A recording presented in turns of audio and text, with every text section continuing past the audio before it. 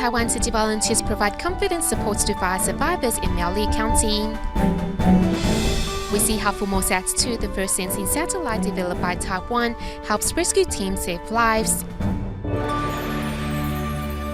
Welcome to DaAi Headlines. I'm Wendy Chen. Thank you for joining us. First up in Taiwan, a fire occurred in the early hours of March 19th in Miaoli County, which left one member of a family dead and another injured. During this tragic time, city volunteers were quick to offer emotional support and comfort. Let's take a look.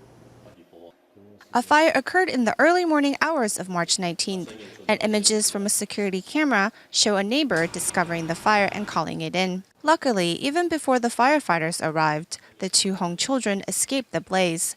The mother had escaped as well, but she was outside already, but then she went back in. She said she was going to take a look. Entering the premise to never come out again, firefighters found the mother dead inside the building. We found a female body on the second floor staircase. Continuing their search, firefighters found the father unconscious on the third floor and immediately sent him to the hospital for treatment.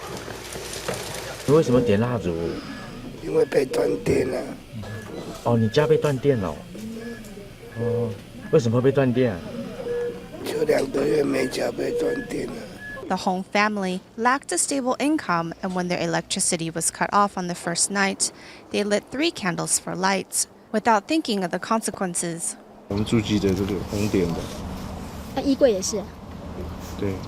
When the mother was only 1 year old, she had already escaped from one fire. Unfortunately, she wasn't so lucky this time. 30 years ago, when she was around 1, her mother and younger sister died in the fire. Tzu Chi volunteers quickly mobilized to offer comfort and care, holding tight the children's hands and filling their stomachs. She said she already ate in the afternoon, but I asked her if she wanted bread, so we went to purchase pastry. While waiting for their father to recover, the children will be taken care of by their relatives.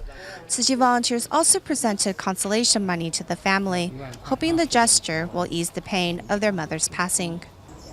As search for the missing Malaysia Airlines flight MH370 is still being carried out, city volunteers in Malaysia and China have continued to provide emotional support to family members. Next, we meet city volunteer Li Dingguo, who has been documenting city's work every step of the way. This is the scene at the Metro Park Hotel in Beijing, China, on the first day following news of the missing Malaysian jet. The person who captured this footage is Tzu Chi volunteer Li Dingguo. Although born and raised in Taiwan's Hualien, the birthplace of Tzu Chi Foundation, it wasn't until the Great Sichuan earthquake that Li encountered the Buddhist NGO. In 2008, following the Great Sichuan earthquake, I wanted to do something to help. When I saw the Tzu Chi volunteers' dedication in helping the survivors, I decided to also join and help those in need. Beijing is a good cultivation ground. When I first joined the volunteers' ranks, I felt that there were so many things that we could do to help.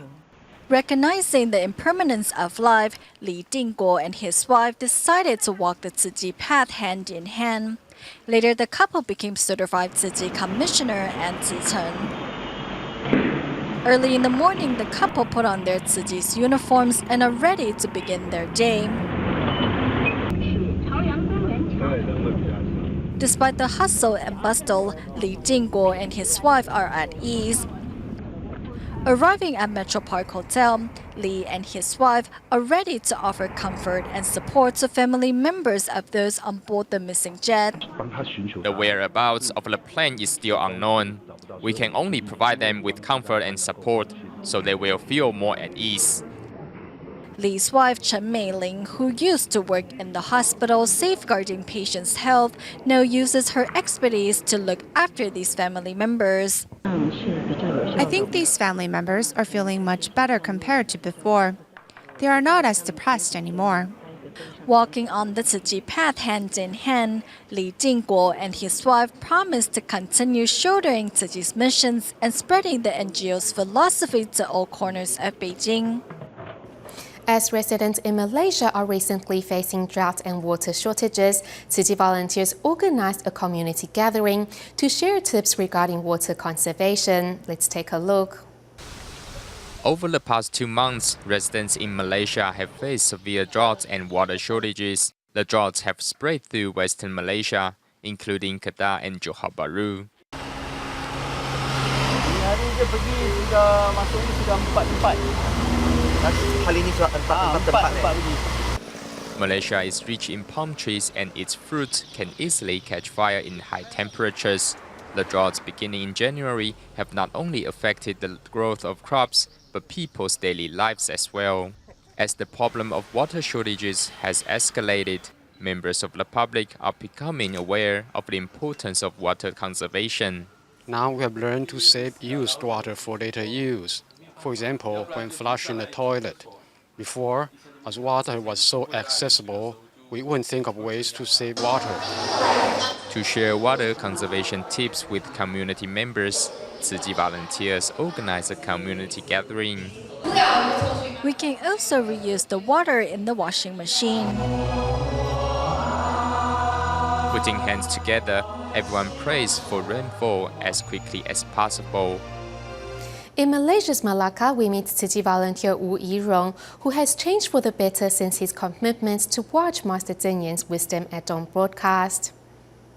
Master Zheng Yan's teachings can be utilized in my work, so I think that's very helpful. Now full of the Dharma, wireless communication store owner Wu Yirong was not always this even-tempered. There was no warning as to when he would get upset, but he's not like that anymore. He's now gentle and emphasizes he doesn't want to form a bad affinity with anyone.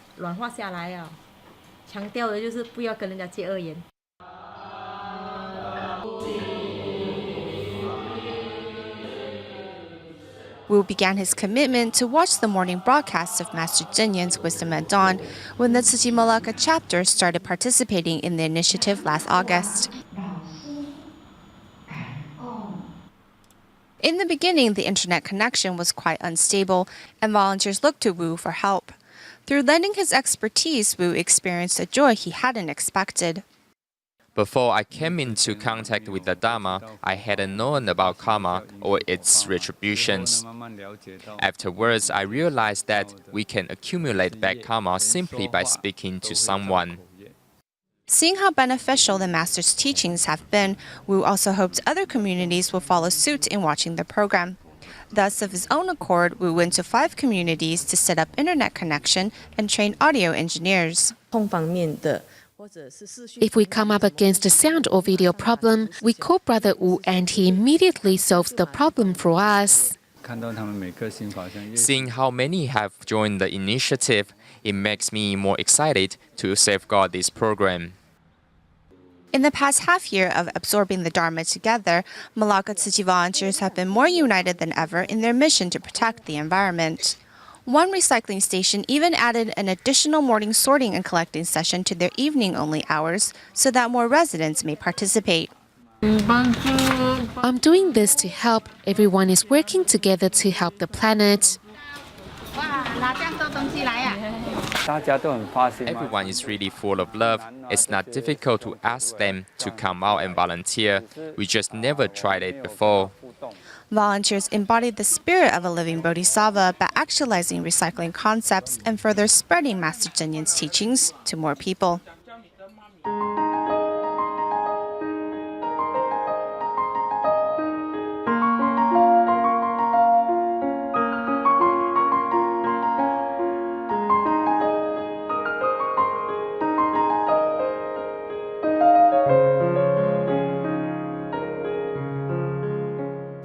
Next, in the Philippines, we meet 14-year-old Gia Sanita, who since an accidental fall 3 years ago, has been troubled by an unknown illness which causes her great pain whenever she moves. Upon learning of her situation, Tzu Chi volunteers helped arrange for Gia to receive treatment at a local hospital. Traveling through the countryside in Laguna province, Tzu Chi volunteers are feeling just as anxious as they were on previous visits. Good morning, Mom.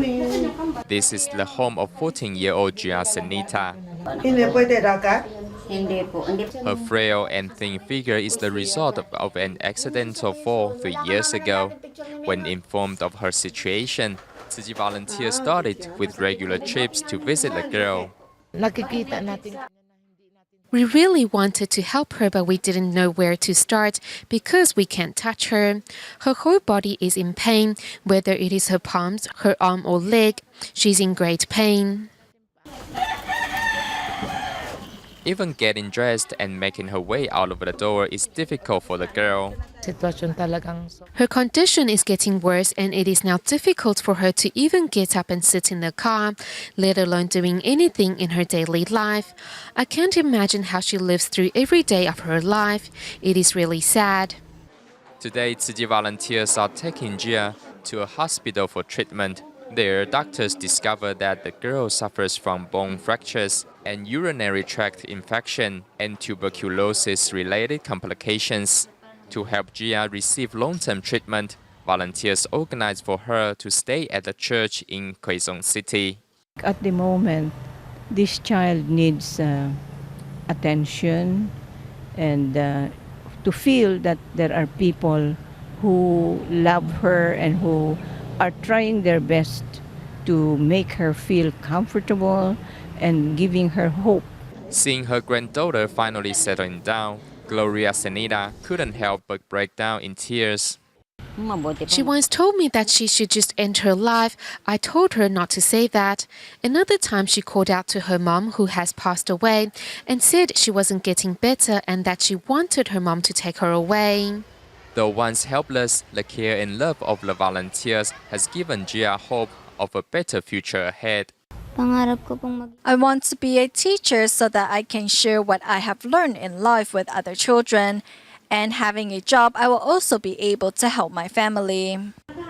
The journey ahead may be full of challenges. Nevertheless, Gia is not alone, as the volunteers will continue to accompany the girl and her family for as long as necessary.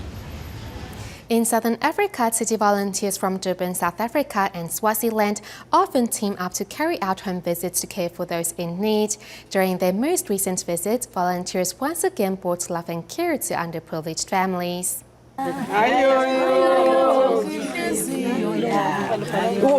Singing while massaging their care recipients are Tzu Chi volunteers from Southern Africa who are on another home visit in Swaziland. The team of volunteers is made up of those from Durban, South Africa, as well as those from Swaziland. The two groups regularly team up to care for those in need. Volunteers go door to door to bring relief items and emotional support to impoverished families. During their visit, they also come across this man who is HIV positive. According to the United Nations, 40% of the population in Swaziland is HIV positive, which means that 2 out of every 5 people suffer from the virus. Respectfully handing out aid packs, the volunteers cherish every opportunity to give. The family-like bond between the Tzu Chi volunteers deeply moved vehicle repairman Martin, who made a vow on his birthday to join the volunteers' ranks in spreading Tzu Chi's great love.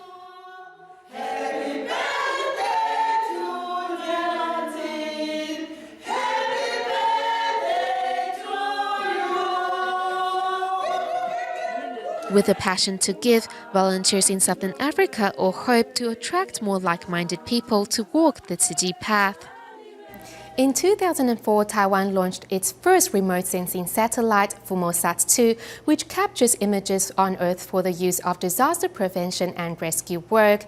Besides domestic use, Taiwan also shares its satellite coverage internationally, offering valuable disaster prevention information to countries in need.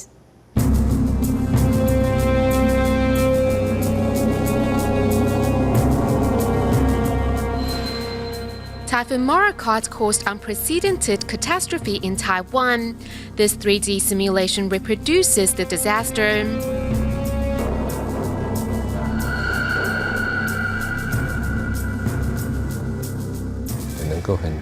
Through the 3D simulation, we can see clearly the changes in the landscape and the damage in Shaolin village following the typhoon. This 3D technology is really a breakthrough.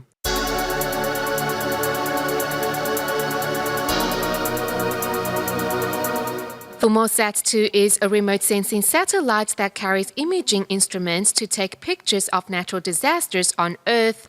After the typhoon, massive mudslides and rocks blocked the river course and formed a landslide dam, putting residents downstream in serious danger. Based on this information, we can give the residents early warning of any potential threat. As the first remote sensing satellite independently developed by Taiwan, Formosat-2 plays a critical role in disaster prevention.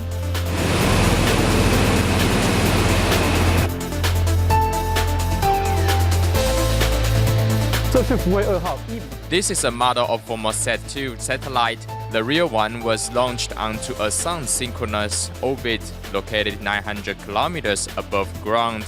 It is now watching over Taiwan. Formosat-2 travels over Taiwan each day and captures a section of Taiwan. In total, there are 7 sections that constitute a complete image of Taiwan. These remote sensing images give us comprehensive information of the island. As Formosat-2 is built with optical technology, clouds will block it from capturing ground images. So in bad weather, unmanned aerial vehicles will be sent to capture aerial images. If we can't get the images at the disaster zones through aircraft or satellites, we will send UAVs to take pictures. The images captured by UAVs and satellites will be sent to technicians for analysis.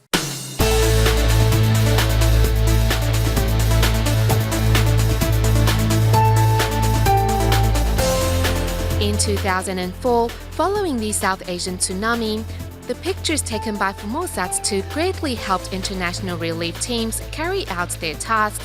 Over the past decade, the satellite has monitored 239 disasters in 53 countries. We show the Chinese government images of the landslide dams formed after the Sichuan earthquake so that they could evacuate downstream residents in time. Satellite images are really helpful for post-disaster surveys.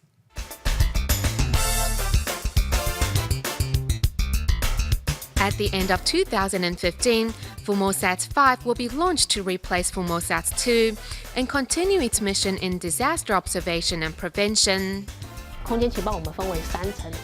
There are 3 sources of space information. The highest level is satellite images, followed by manned aeroplane images, and the lowest is UAV images. With the information provided by satellite and UAV photography, frontline rescue teams are able to carry out their missions safe and sound. In our continuing series on urban revitalization, today we once again take a look at Taipei's urban renewal stations, or URS, to see how this system is being used to save historic buildings while at the same time bring new energy and life to local communities. Currently, Taipei's historical Dadaocheng district has 4 URS projects in operation, and next we take a closer look at one of them, URS 44.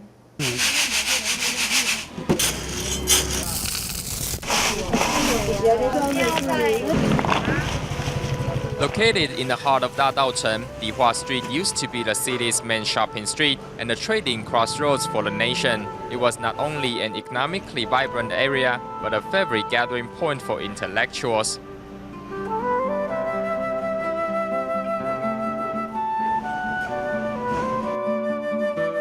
During the reign of Qing Emperor Xianfeng, immigrants from China had already begun to settle in the vicinity of Dadaocheng. By 1860, with the opening of the Danshui harbor, Dadaocheng had become a major transport hub for the island. The area's booming trade soon attracted both foreign and domestic firms to open up shop in the vicinity.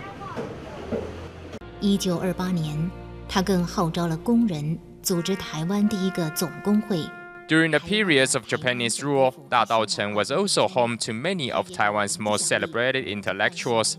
The famous reformer and Taiwanese patriot Jiang Weishui held meetings of his cultural association in Dadaocheng.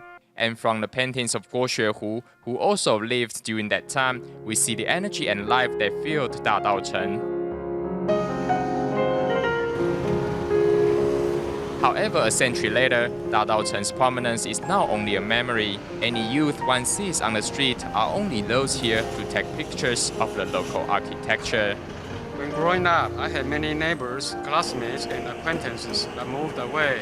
When they wanted to knock the building down, local elders, some professors, and cultural scholars worked together to save it. The building that was saved sits across from this fabric wholesaler. The three-story residence with a first-floor storefront no longer carries items for sale, but stories to be told. This is now the DaAi Story House. Here we hope to share the stories of DaAi both past and present with the public. This is like the living room of DaAi, where you can visit anytime to get to know the area a bit better. Visitors, many of them locals, come away with a new understanding of the importance Dadaocheng played in the history of Taiwan. We hope to preserve not only the appearance of this area, such as these buildings, but also hope to bring back the life, culture, and business that once flourished here. In another room, a design competition is being held, and visitors can see various visions for the future of Dadaocheng. We hope locals can join us, although perhaps they have no design experience. Since this area is their home, they certainly will have something valuable to offer regarding the future direction of this area. This is URS 44, one of Dadaocheng's 4 urban renewal stations. Originally, the building belonged to a professor. Now it is under the management of the Institute of Historical Resource Management, which holds periodic exhibitions within the renovated structure. Avoiding the fate of being torn down, URS 44 now tells its story to future generations. Taipei is already packed with new buildings. What it needs now is the life and culture that once flourished here. Moving to China's Sichuan province to promote environmental concepts to the local community, the DaAi Technology branch in Shifang recently set aside an area to invite students to get hands-on experience at sorting recyclables, while also encouraging them to express their love to their parents. Starting from this year, Shifang's DaAi Technology has been working to introduce environmental concepts into schools at the elementary and junior high level. The company not only provides work opportunities for local residents, but also a chance for environmental concepts to take root in the community.